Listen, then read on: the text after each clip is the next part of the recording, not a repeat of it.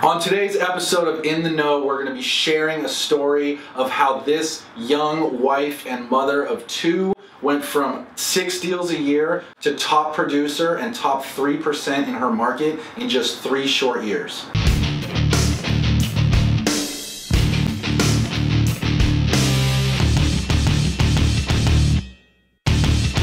So today I'm sitting here with one of my personal favorite agents, Zandra, and I'm here today to talk with her about her journey over the last couple years, because she has a really exciting and inspiring story of how she was a young wife and mother with 2 kids, and how she went from 6 deals a year to being a top producer and ranked top 3% in her market.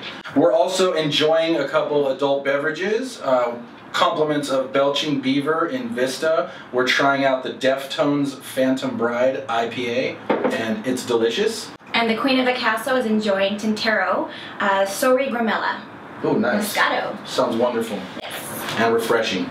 It is. Why don't you tell me a little bit about just how you started out in the business and what kind of led you in that direction? 2006 really came down to a point where I went to buy my own home. I had a friend that had the real estate license, and I thought, okay, well, my friend has her license, she can help me out.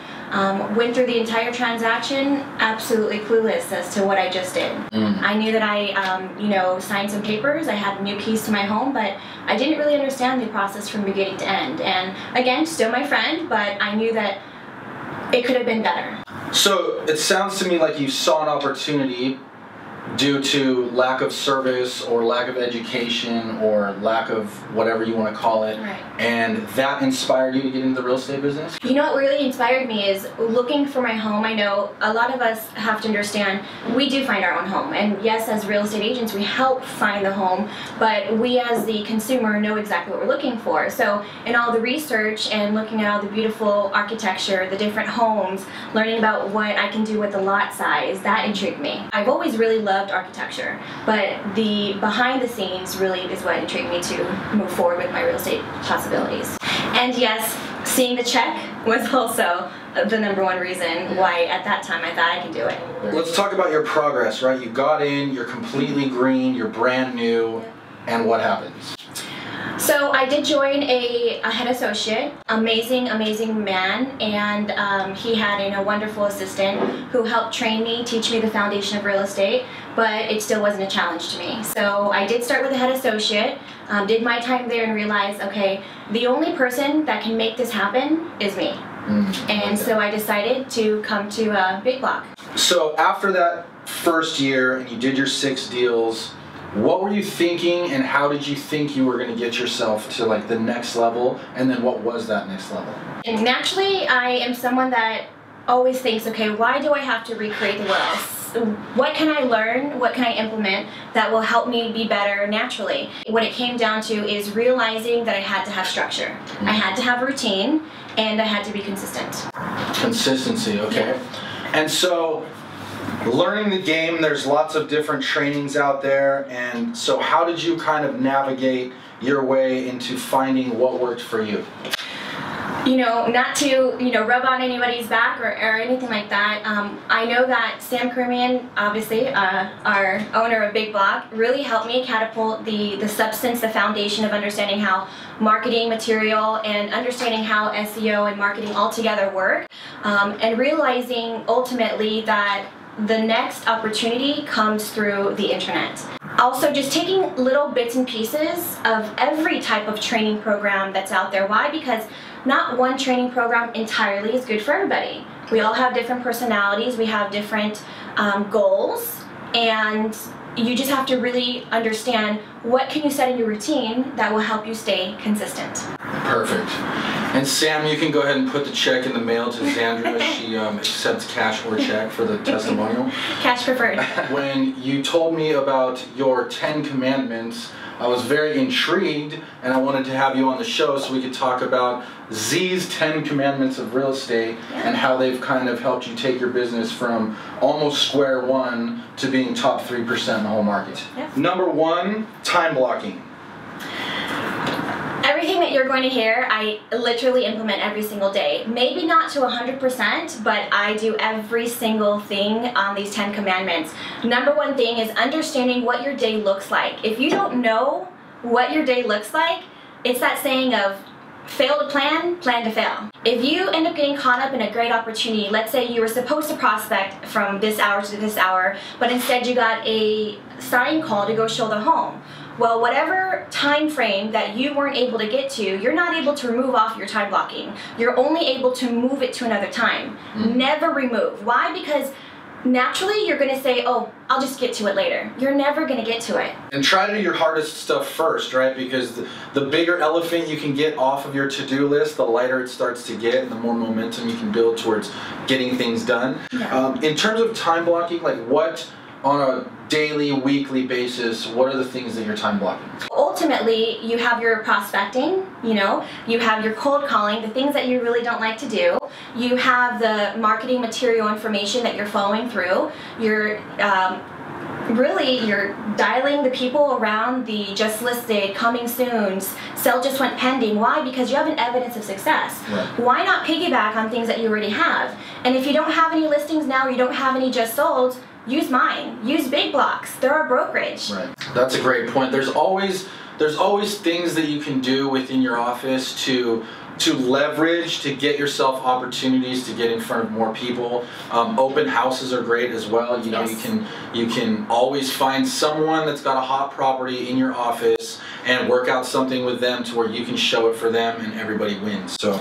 And can I add towards open house? I know you guys hear a lot about open houses don't work. It's showing up. And I know this leads into our second commandment is showing up. When you go to an open house, if you have 0 guests, make your phone calls. Role play by yourself. Call your significant other. Role play. Pretend that you have someone in front of you. It's an opportunity to be productive. And get better. And get better. Ultimately, it's literally showing up.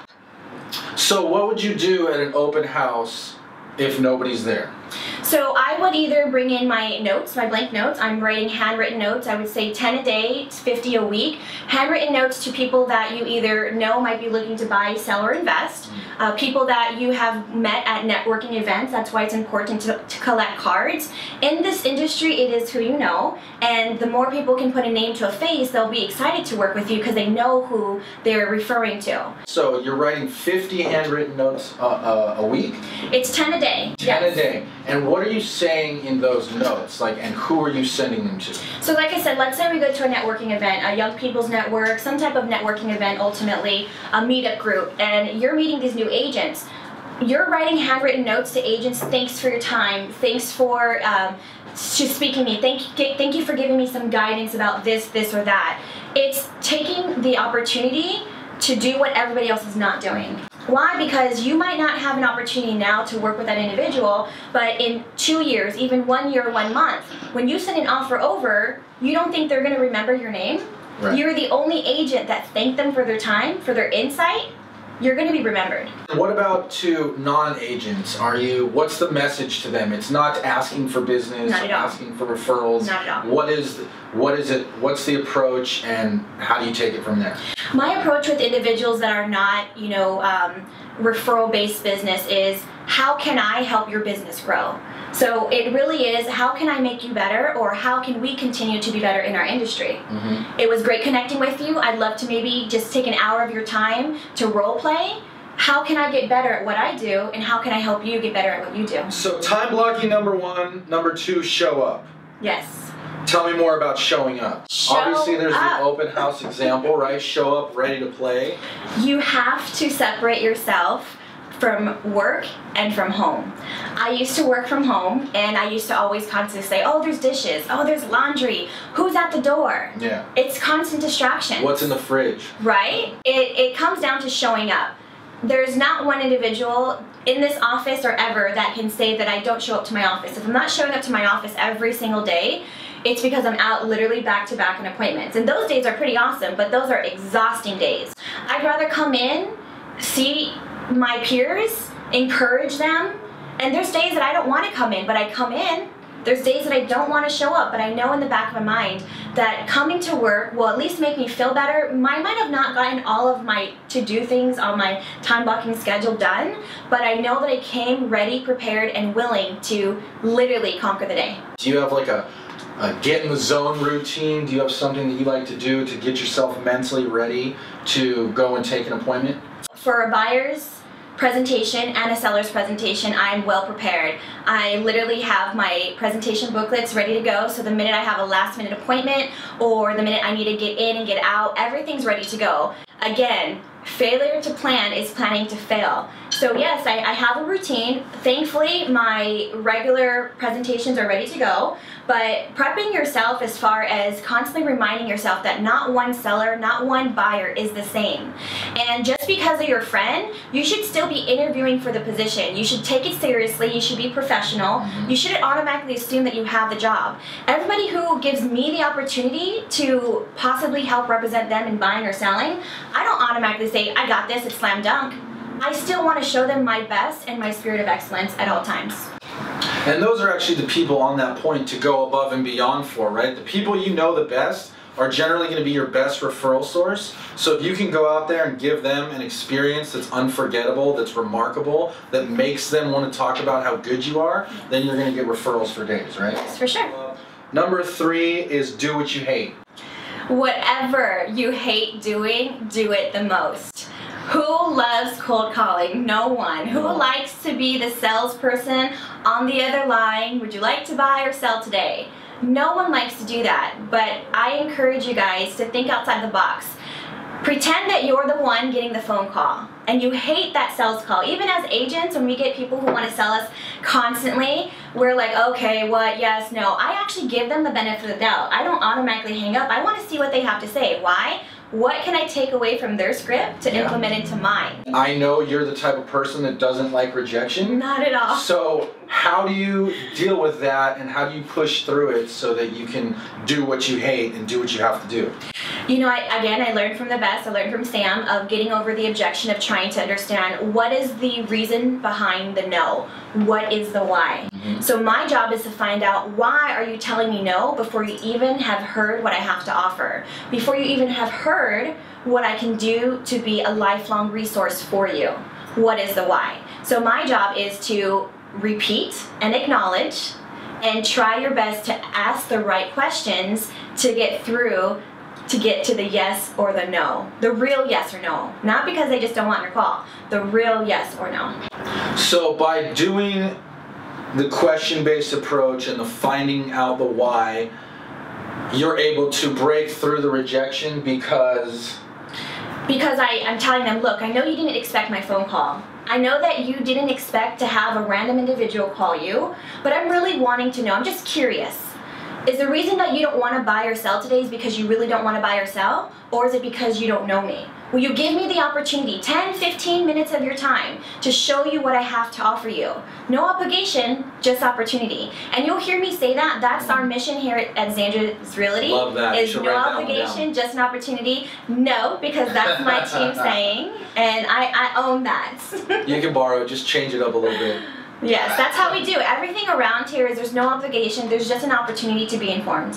Love that. Yeah. And that's a great way to come in early, the no-risk approach, try to get them off the market so that they at least, when they are ready to move forward, you're the one that they're thinking about and you've already And that's the key, getting them off the market. Cool. Number 4, you have keep swimming. Keep drinking, sorry. Oh yeah, how was that, by the way? Very good. Cheers. Cheers, thank you. Keep swimming. We are in the industry of sales. It is not fun. There's days that we don't want to come in and do what we have to do, but if you want to continue to make excuses as to why you're not being successful or meeting your goals, then it's because you're giving up too soon. You're expecting fast results and it's not going to happen.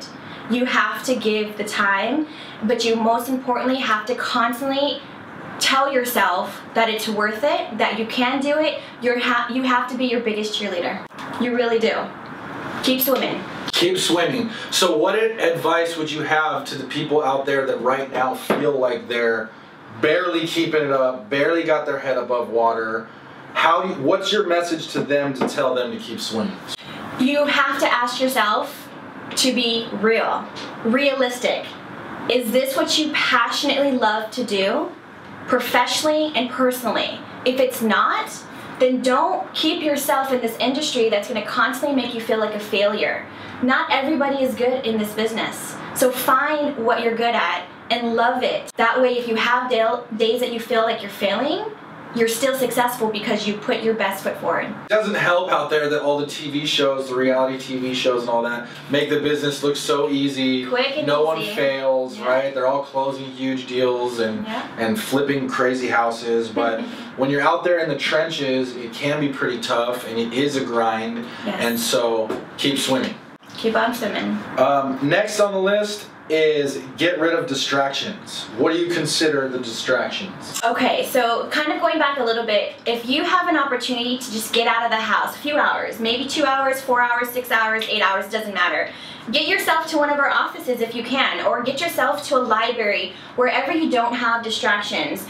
This not only means physically removing yourself away from distractions, this also means getting your lovely device, also known as your cell phone and laptop, out of the way. If you are not meeting the goals on your time blocking or meeting the goals that you know that it takes to get things done, you need to literally physically remove it out of your hands, out of your face.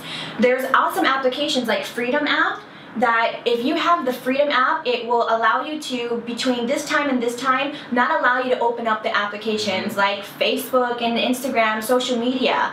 Makes sense. One thing I just started too was something similar to Freedom app, but I turned off all the notifications on my cell phone, so I don't get Facebook notifications, I don't get Instagram notifications, Snapchat, all the things that are always buzzing on your phone. So now it's just email and text messages, and that's been like a huge time saver and focus enhancer. So we just finished up getting rid of distractions. The next point and the 6th commandment of Z's 10 real estate commandments is surround yourself with people that are more successful than you. This was the hardest one for me. I typically am intimidated by people who are successful, those people that I feel when they hire you because you have the multi-million-dollar listing that you work for them. And I'm the type of individual that wants to feel I work with you. We have a goal, we want to achieve that goal, and it's intimidating. But I've realized that if I surround myself with like-minded individuals who have goals that reach the sun, literally, that I'm only going to better myself. I should be the brokest one in every single group anytime that I'm trying to make myself better. Totally agree. Definitely a big fan of networking up. It will always expand your connections, open up new opportunities. How do you go about doing that though? How do you get yourself from some person that just hangs out with maybe the same 10 people that they've hung out with for the last 15 years since high school to hanging out with people that think on a bigger level, do business on a bigger level, all that? Honestly, it's just trying to think outside of the box and making yourself get out of the comfort zone. And what that means to me is wherever I'm at, doesn't matter if it's an elevator, doesn't matter if it's a hospital or out at a networking event, I'm constantly introducing myself. I'm constantly letting people know that I'm in the real estate business and I'm not here to sell anything to you, but I really am looking for resources to help myself personally and professionally grow. So it's really just stepping out of the comfort zone. How do you do that? You have to show up. You have to go to the networking events. You have to go to events, whether that means volunteer events or galas that you typically don't go to. You have to surround yourself. You have to let people know, A, who you are. You have to make yourself heard, and B, that you want to also be a potential resource to them. Going back into how can I help your business succeed? I physically shake when I surround myself by people that I feel intimidate me for whatever reason. I don't even know why. I physically shake. You can hear the trembling in my voice, but I get right through it. I do. And every time I want to literally run and hide after I'm done, but I do it. I try my best to get myself out there and let people know, okay, I'm Zandra, how are you? Once you can just do it and break through that, then you're going to notice yourself taking a lot of action on bigger things that previously were uncomfortable, and keep expanding your comfort zones. Number 7 is a vision board. The vision board, why? Everyone talks about the infamous vision board. You need to visually see where you want to go to, what dreams you want to turn into reality. So if you're constantly surrounding yourself with the negative thoughts of, oh, this contract didn't close, and this buyer has canceled, and this seller decided not to sell, you have your vision board constantly in front of you to remind you that it's worth it. Focus on where you want to go and visually keep that in front of you. We're actually in Zandra's office right now, and I just noticed one of her team members has their vision board All already of my up team here, members have their and vision every board. other desk has a vision board up. So another easy way that I actually do it, because I'm a big believer in vision boards as well, is just to keep yourself motivated and excited, and then once you achieve those things, to be able to cross them off the list is like one of the most satisfying things ever. But to make it easier on yourself, everyone's got a computer screen in front of them most of the day, and I change my screensaver to just be pictures of the things that I want to be thinking about, and the goals that I have, and just the things that I want to do. And so that way, every time I come back to my desk, it's cycling pictures of all the things that get me excited. Number 8, learn your elevator pitch. So let me test you real quick. What's your elevator pitch? Sure. So let's say you go quickly into an elevator and you see it's an attorney, they're on the phone, they're talking, they get off the phone, and you have 20 seconds to do your elevator speech. Hi, my name's Zandra. I'm a real estate agent here in San Diego. A perfect client for me is someone who's looking to buy, sell, or invest in real estate. If you happen to know anybody looking, I'd love to give you my card and would love to be a resource for you as well. Great. Quick, succinct, to the point. So what advice would you have to anybody else trying to come up with their elevator pitch? Maybe how long should it be, do's and don'ts? You have to be as firm as possible. When you don't sound confident in what you are selling or what you're informing of someone of what you do, they're not going to take you seriously. So I would say just make it short and simple. You can hear I can speak very fast, like very, very, very fast. So I'm constantly reminding myself to try to slow down. And again, not everybody knows how to handle the inflection that you may or may not have and the speed of what you're saying. But ultimately, you want to make sure that you get your point across. So I would say literally no more than 20 seconds. How long does it take from an elevator to go from one floor to the next? That's the opportunity you have. Even the ones that come into our main office here at Big Block, I mean, that's exactly how I was able to get the State Farm rep as my preferred vendor. I introduced myself, and since then he's been sending me business over. Perfect. And he's in the office right next to ours, which is actually interesting because I bet you're the only person that's actually taken the time to go over there and ask for business. Yes. Even though there's a lot of agents that come in and out of here on a daily basis, and therefore you're the one getting the business and everyone else isn't. It's just come ready with your elevator pitch, and don't be afraid to get out there and just ask for the business, because the more you do it, the more business you're going to get. It's a very simple numbers game. All right, cool. So after elevator pitch, we have scripts and role play. How much better can you be in a position where you get on the phone and the night before you practice a objection, and then you make the phone call and you get the exact objection the next day? You just practiced it. So practice makes perfect, obviously, but most importantly, putting it from paper to verbally saying it is one thing, okay? And try to find your rhythm. Try to find the way you feel best comfortable. Cold calling itself is not a comfort zone that I'm naturally wanting to be in at all times. So what do? I want to make sure that I feel as confident as possible to be able to handle any objection that's thrown my way. And by doing role playing and scripting is going to make me better at what I do and what I hate to do. Kobe Bryant says the reason that he was so successful is that he used to show up, and before and after every practice, used to just shoot hundreds of free throws over and over again, all by himself, just over and over again, because that way when game time came, he was able to do it and it was automatic for him. It's the same thing with the scripting and the role play. When you write down the 3 objections or 5 objections that you get the most, but just write down those answers, and then every day just practice them. Couple times, read them with people and practice them, and you'll get better. And that way when they come up in real life, they're gonna just come out automatically, and you're gonna be like, whoa, natural. I just said that, yep. right? At the perfect time, and it actually worked. Drink up. The last and final of Zandra's 10 real estate commandments is always wear your name badge. Always. Why do you say always wear your name badge? No one knows what you're doing unless you either A, say it, or B, show it. I can't tell you how many times I forgot that my name tag was on, whether it was at a gas station or the grocery clerk saw it. When they see it kind of sticking through your hair or they see it on your shoulder, they will look at it and glance at it. And when the minute they see it, just introduce yourself. I'm a realtor. If you ever need any real estate needs, I'd be happy to help you out. Here's my card. I love that question. So really, it's wear your name badge and always have your cards ready to go. So question, does it have to be bedazzled like that one is? Or can they have just a regular name badge? Blinged out is the only option in life. No, just wear your name tags and give your best. And so when you say wear your name badge all the time, are you literally talking about all the time, like you said at the gas station? Like you're going to the gas station with your name badge on? So it even comes down to, instead of swiping your card at the gas station, walk.